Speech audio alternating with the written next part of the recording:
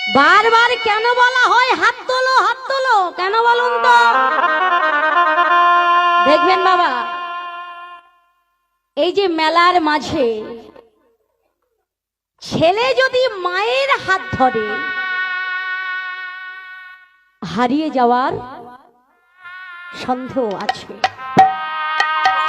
কেন বলুন তো? হাতটা কখন ছেড়ে দিয়ে ছেলেটি চলে যাবে মা বুঝতে পারবে না। পারবে কি?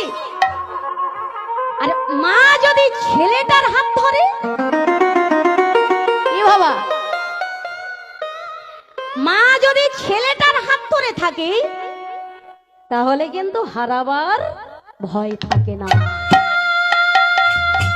ঠিকই তেমনি এই যে আমরা হাত তুলছি বারবার, একবার যদি আমার গোবিন্দ আমাদের হাতটা ধরে